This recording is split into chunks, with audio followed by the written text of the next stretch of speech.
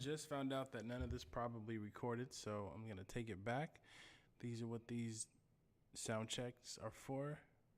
Basically, when I first started beat, if it's been a little bit since the last time I made one, I'll try to go in there and finish one relatively fast to get back into the swing of things, get back into the motions, and to, again, mainly get in the habit of finishing, because I think the single biggest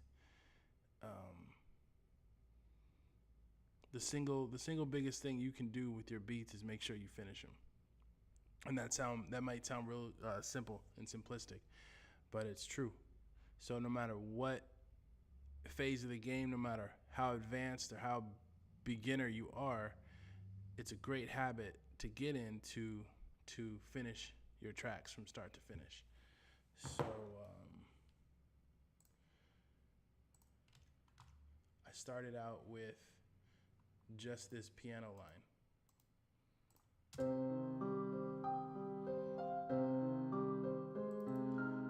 I'll take it bare. It sounded like this at first.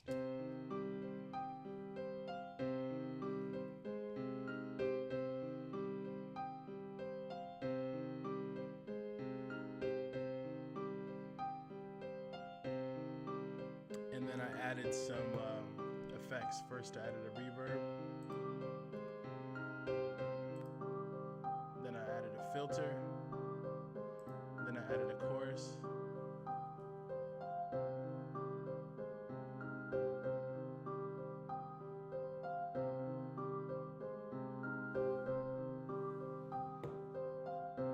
Then I added a kick.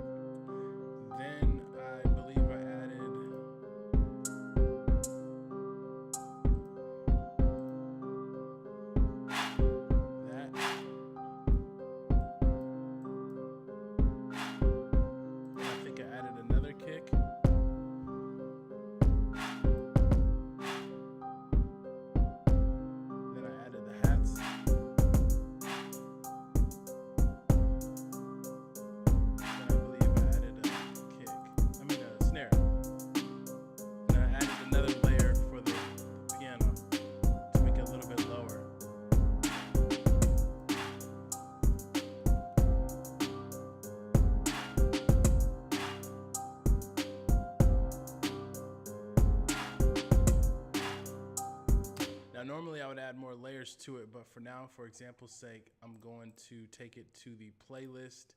And then right now we have pattern 1. I would right click right here, go split by channel, and then it'll basically separate each channel, put it to its own pattern. And then I would select the top, hold shift, drag all of these over, hold shift again, drag it out once, go control A, hold shift again, drag it out again control A, and I'll probably do this much at first. So an easy way to do a intro, well, here we might do it like this. I'm gonna grab all of the percussion sounds and put them underneath the instrument tracks. And then I'm gonna put everything up top. I'm gonna leave room for a couple. These will be our volume, for instance, our volume faders.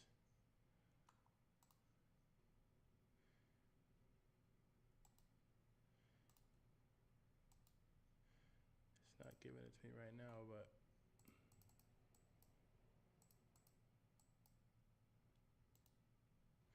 this will be our volume faders, and then I'm going to make an intro really quick by just taking out all the percussions.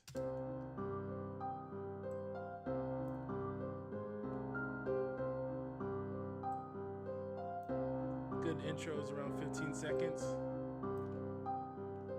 And maybe take out the last little bit right here. See how that sounds? Give it a little bit of a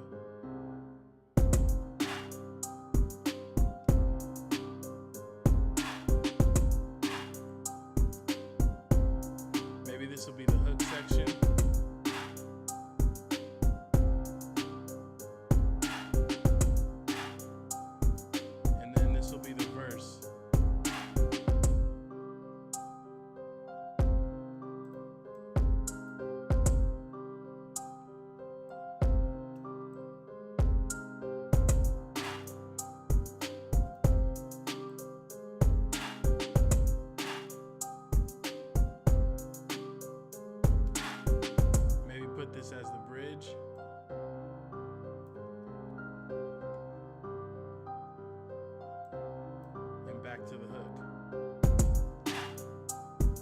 really basic, really simple arrangement, but it'll get the job done for you. And then we'll let this hook right out and go right back into the verse.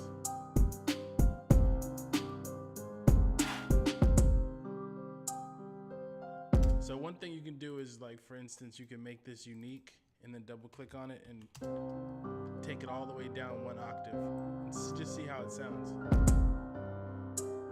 Yeah, so right there we have like a break, or we've created like a difference in the verse, like some variance. I forgot that I don't think this mic is working all that well, picking up the back noise, so I'm gonna mute the mic.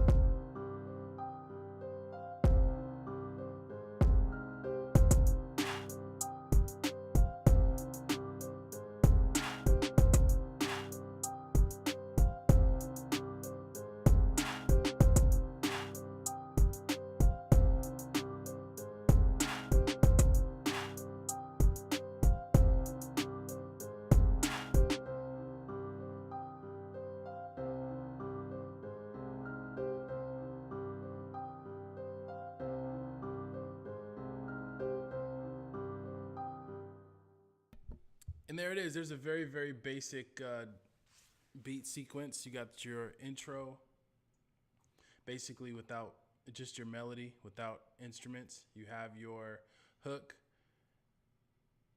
and then you have your first verse, which is actually removing the one or two elements of the instruments. In this situation, since we only have 2 tracks that are instruments, we're just going to remove one of them, and then also remove some of the drums to give it more of a empty sound, to let the artist do their thing. Because remember, the artist is very much an instrument and a main integral part of the beat itself. Here, let me see what we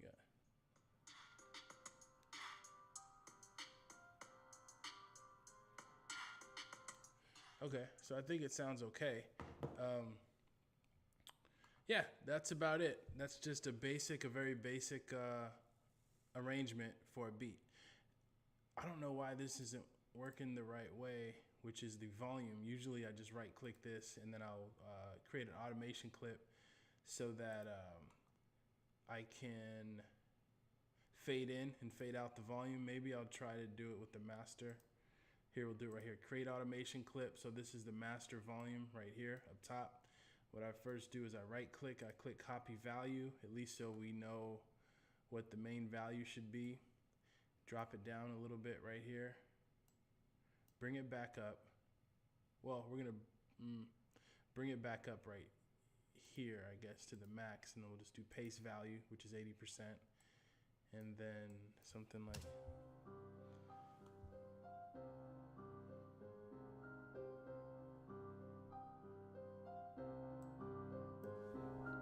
So, and then we will drop the volume right around here, and that's how we do a fade out. Right click, go paste,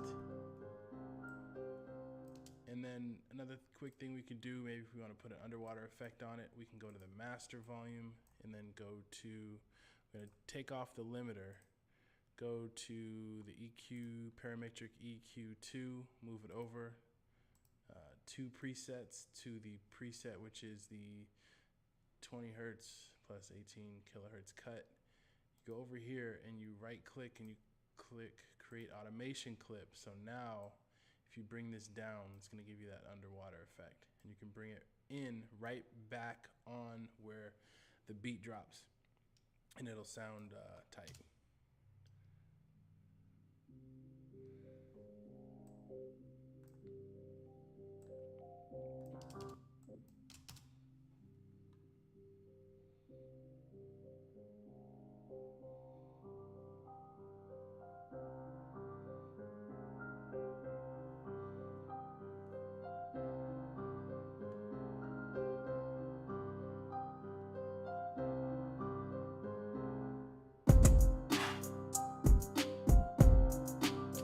Also, what we would do is level, of course, these sounds. We would go in each, assign each to its own channel. You go Alt L. Of course, it's not doing it. Oh, it's up here, I guess. Alt L. And then, so each of these need to be on its own channel, and then you would gain stage it and then mix it. So even if you're just going for levels right now, for mixing levels, like let's say,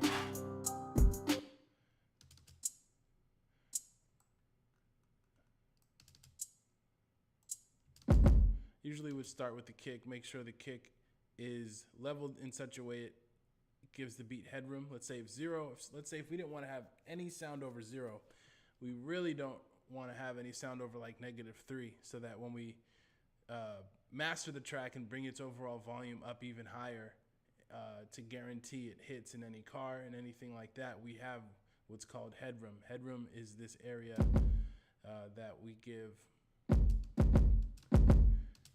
our loudest sound.